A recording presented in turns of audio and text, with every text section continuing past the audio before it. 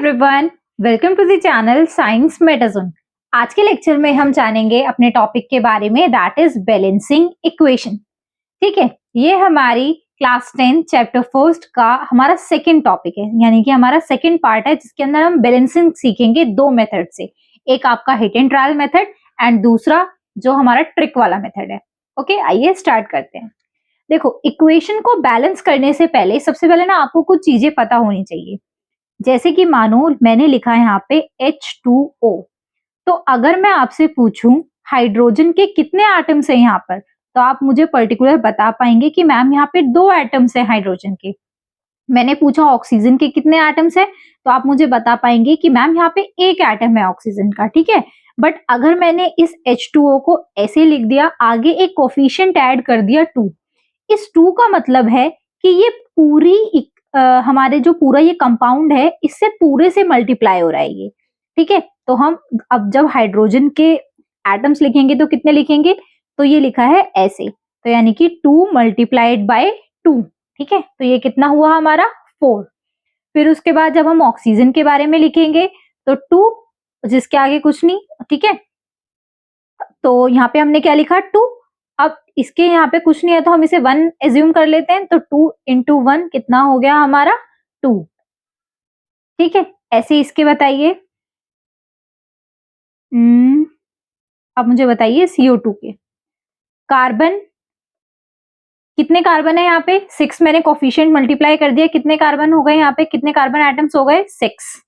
ठीक है, ऑक्सीजन में आपसे पूछूं तो कितने हो गए 6 इंटू 2, तो कितने हो गए ये 12।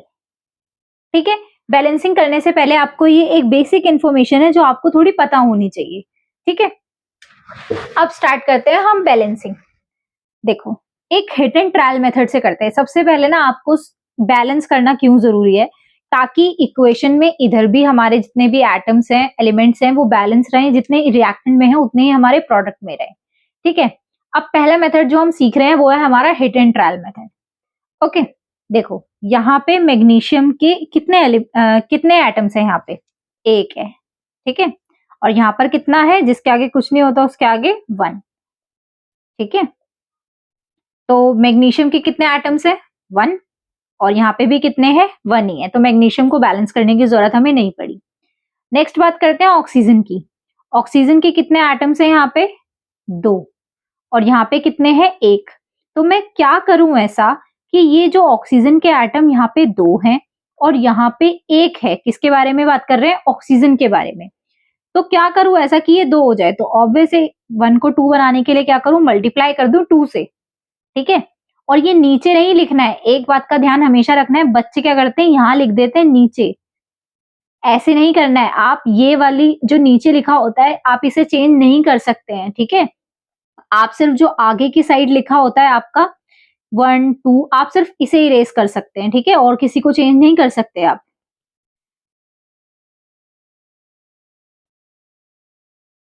अब देखो 1 इंटू 2, तो मैं क्या करूं यहाँ पे 2 से मल्टीप्लाई कर दिया मैंने। क्यों मल्टीप्लाई किया, क्योंकि मुझे ऑक्सीजन के एटम यहाँ पे कितने चाहिए थे 2, और मेरे को यहाँ पे भी 2 बनाने थे, तो मैंने 1 को किससे मल्टीप्लाई कर दिया 2 से मल्टीप्लाई कर दिया।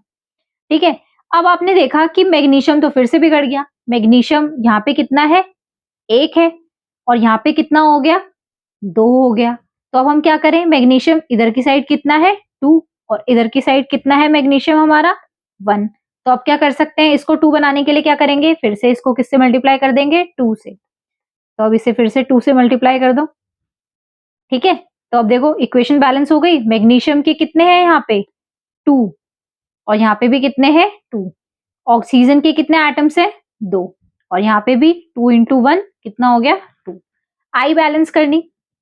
अब अपनी नेक्स्ट बैलेंस करते हैं CO2। ठीक हो, अब देखो CO2 के अंदर यहाँ पे कितने कार्बन है, 1 कार्बन एटम है, और यहाँ पे कितने कार्बन एटम है 1 कार्बन एटम है। ऑक्सीजन कितने हैं यहाँ पे 2, और यहाँ पे कितने हैं 2। तो यानी कि ये इक्वेशन क्या है आपकी, बैलेंस्ड है ऑलरेडी। ठीक है, इसमें हमें छेड़छाड़ नहीं करनी, ये इक्वेशन ऑलरेडी क्या है, बैलेंस्ड है। नेक्स्ट, हाइड्रोजन कितने हैं यहाँ पे देखो 2 है। कितने हाइड्रोजन है 2, और यहाँ पर कितने एटम्स है हाइड्रोजन के, यहाँ पे भी 2 हैं। ठीक है। हाइड्रोजन के बारे में अगर हम बात करेंगे तो रिएक्टेंट साइड और दूसरी तरफ लिखनी है प्रोडक्ट साइड। ठीक है, ऐसे आपको सॉल्व करना है। हाइड्रोजन के बारे में बात करेंगे तो हाइड्रोजन के कितने हैं 2 और इधर कितने हैं 2। ऑक्सीजन के देखो, ऑक्सीजन के कितने हैं इधर रिएक्टेंट साइड में, ये यहाँ पे कितने हैं 2 एटम्स है और यहाँ पे कितने एटम है 1 है। तो अब हम क्या कर सकते हैं, इसको 2 बनाना है हमें। ठीक है, सेम सेम करना है तो इसको हमें 2 में कन्वर्ट करना है तो मल्टीप्लाई किससे कर देंगे 2 से। 2 से मल्टीप्लाई करेंगे तो मैंने बताया नीचे नहीं लिखना है, स्टार्टिंग में ही कोफिशिएंट ऐड करना है। तो यहाँ पे आपने क्या ऐड कर दिया 2 ऐड कर दिया। ठीक है, कर दिया 2 ऐड। अब फिर से चेक करो क्योंकि हाइड्रोजन भी तो बदले होंगे, हमारी ऑक्सीजन तो देखो बैलेंस हो गई, इधर भी 2 उधर भी 2, बट हाइड्रोजन हमारा अब चेंज हो गया थोड़ा। ठीक है, अब हाइड्रोजन के ऊपर वाले हटा दो ये। अब हाइड्रोजन अब कितने हैं इधर 2 रिएक्टेंट साइड में, प्रोडक्ट साइड में कितने हो गए 2 इंटू 2 कितने हो गए 4। तो अब फिर से हमें क्या करना है, हाइड्रोजन को 4 से किस में 2 से किस में कन्वर्ट करना है, हमें 4 में कन्वर्ट करना है। तो इसको हम किससे मल्टीप्लाई कर दें 2 से। 2 से मल्टीप्लाई करने का मतलब हाइड्रोजन के आगे क्या लगा दें 2। अब देखो फिर बैलेंस हो गया 2 2 जा 4 और 2 2 जा 4। ऑक्सीजन देखो 2 और यहाँ पे भी 2 एटम्स, हो गया बैलेंस। ऐसी आप ये वाली इक्वेशन देखिए, ये वाली बैलेंस करते हैं। पहले देखो, पहले आपको मेटल बैलेंस करना होता है इसके अंदर। ठीक है, फिर उसके बाद आपको हाइड्रोजन ऑक्सीजन इन पे आना होता है। तो पहले हम बैलेंस करेंगे Fe को। Fe को बैलेंस करेंगे जब हम, तो इतने Fe के इधर लिख लेते हैं। ठीक है, लिख कर करते हैं ताकि आपको अच्छे से समझ आए। रिएक्टेंट साइड और ये हमारी प्रोडक्ट साइड। आयरन के एटम्स देखते हैं तो इधर की साइड कितने हैं 1 और इधर कितने हैं आयरन के एटम्स 3। ठीक है, अब इसे मैं, चलो एक मिनट, ठीक है, इसको मैं 3 बनाने के लिए, रिएक्टेंट साइड में 3 बनाने के लिए क्या करूं, मल्टीप्लाई कर दूं 3 से। ठीक है, हो गया आयरन बैलेंस, यहाँ पे आ गया 3। यहाँ पे तो 3 था ही और यहाँ पे हमने 3 ऐड कर दिया। अब बात करते हैं हाइड्रोजन। हाइड्रोजन देखो यहाँ पे कितने 2 और यहाँ पर कितने हैं 2, यानी कि हाइड्रोजन हमारा बैलेंस्ड है। अब बात करते हैं ऑक्सीजन की। ऑक्सीजन कितने हैं यहाँ पे 1। ठीक है, और आपका इधर ऑक्सीजन कितने हैं 4। क्या करना है, अब फिर से 4 बनाने के लिए क्या करूं, मल्टीप्लाई कर दो इसको 4 से। रिएक्टेंट साइड में मैंने 4 ऐड किया है तो मेरे को 4 इधर किधर ऐड करना है, जहां पे ऑक्सीजन है, यानी कि यहाँ पर ऐड करना है। ठीक है, 4 ऐड हो गया अब हमारे पास। अब ये भी बैलेंस हो गए, बट अब फिर से रिएक्शन चेक करो क्योंकि मैंने ये ऐड किया है 4। ठीक है, ये हमने 4 ऐड किया तो हाइड्रोजन के एटम्स तो बदले होंगे ना, फिर चेक करते हैं। ठीक है, अब फिर चेक करने के लिए हाइड्रोजन को रब कर दो। अब दोबारा देखो Fe बैलेंस्ड है। ठीक है, आयरन हमारा बैलेंस्ड है, ऑक्सीजन हमने बैलेंस कर लिया। हाइड्रोजन के कितने एटम्स हैं इधर, अब कितने हो गए 4 इंटू 2 कितने हो गए 8 और यहाँ पे कितने हो गए हाइड्रोजन के 2। तो अब हम क्या करेंगे 8, हमें इधर 2 को क्या बनाना है 8 बनाना है, तो 2 4 जा कितना होता है 8। हमने क्या नंबर ऐड किया इधर 4 ऐड किया, किसके अंदर हाइड्रोजन के अंदर, तो यहाँ पे कितना लिख देंगे 4। तो ये आपकी इक्वेशन हो गई है बैलेंस्ड। अब आप चेक करिए, आयरन 3, हाइड्रोजन 8 और ऑक्सीजन आपका 4 है। ठीक है, अब अगर जिनको ये मेथड थोड़ा नहीं समझ आता है कभी कभी बच्चों को, देन नो प्रॉब्लम, हम इसे एक हिट एंड ट्रायल मेथड से सीखेंगे। ठीक है,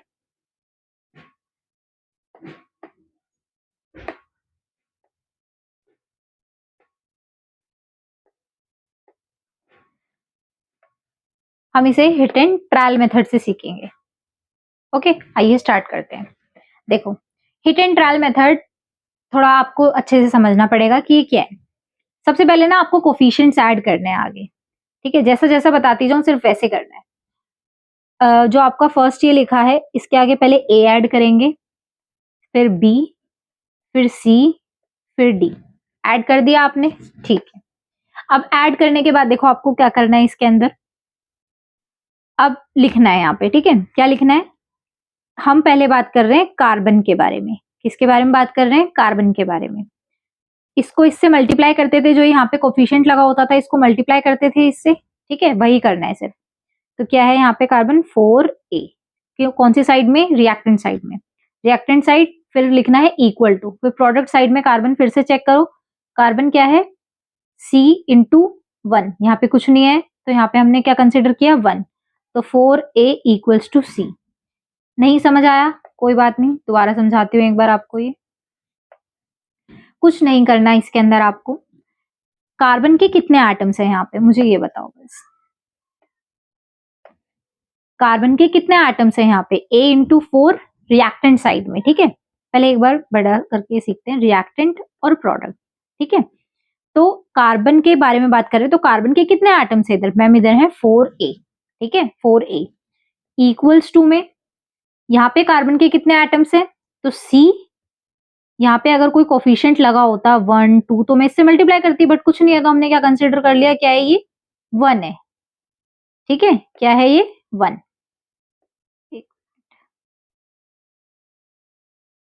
तो c इंटू 1 कितना हो गया हमारा, 1c के बराबर हो गया, राइट। ऐसे लिखना है। तो अब हम इसे इरेज करते हैं और सबके बारे में लिखते हैं।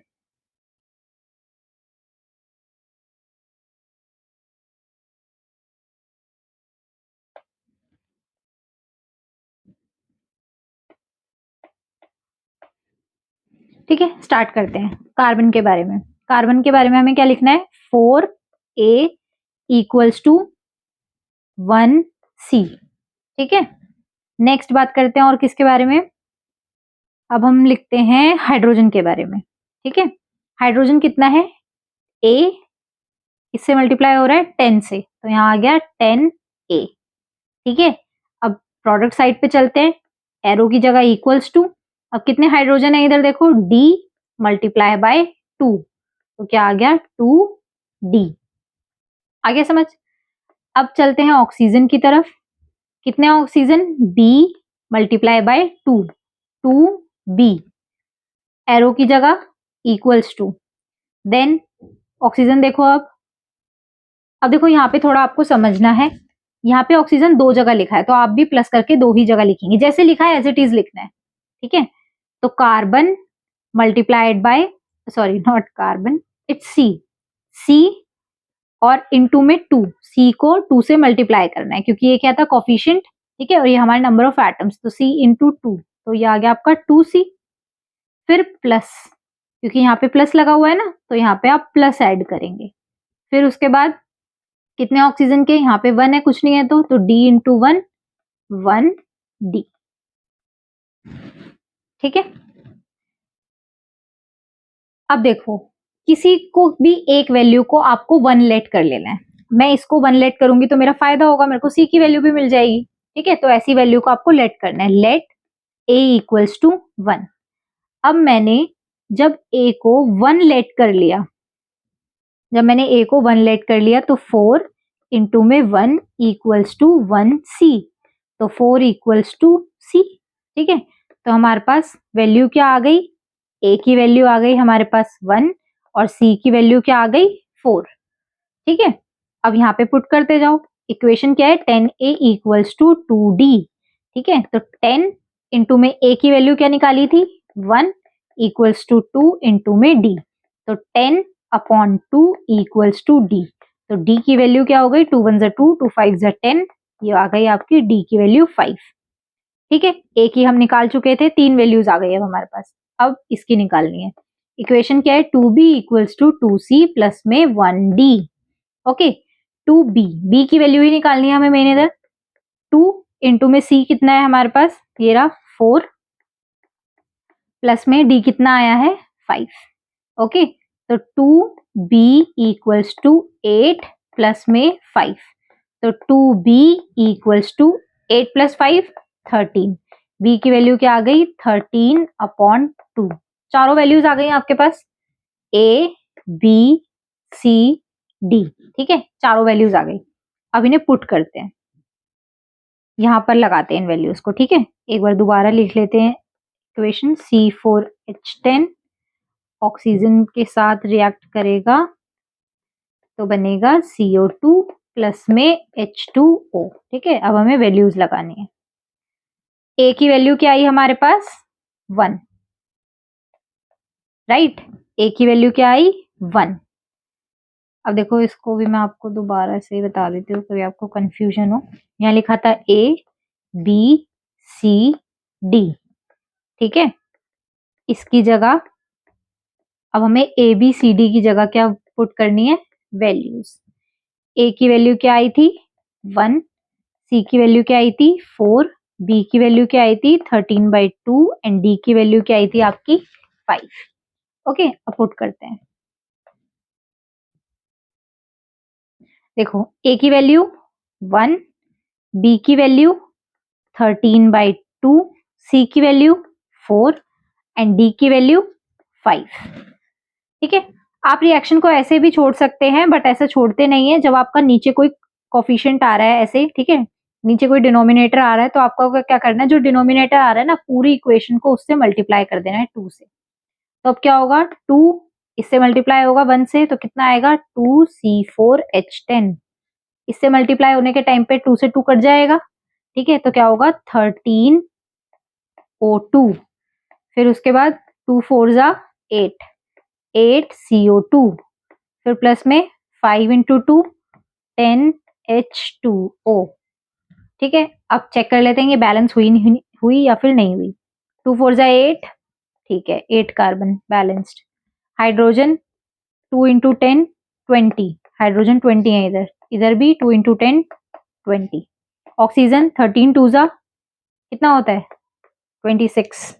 ठीक है, टेबल से याद कर लीजिए, क्लास 10th में आ गए अब आप लोग। अब ऑक्सीजन 8 2 जा 16, ठीक है, फिर प्लस करना है, प्लस यहाँ पे कितने ऑक्सीजन है 10, तो कितने हो गए 26। हो गई ना इक्वेशन बैलेंस। कहा था ना थोड़ा टाइम लगेगा आपको इस मेथड को समझने में, वीडियो को रिपीट मोड पे देखिएगा, ज्यादा अच्छे से समझ आएगी। ठीक है, एक इक्वेशन ये आप अपने होमवर्क में बैलेंस करिएगा, हिट एंड ट्रायल मेथड से भी और नॉर्मल वाले मेथड से भी। ठीक है, sorry, hit and trial method से एंड ये जो आपका ट्रिक वाला मेथड है। तो ये आपका होमवर्क रहा आज का। ठीक है, this is your homework and always remember, since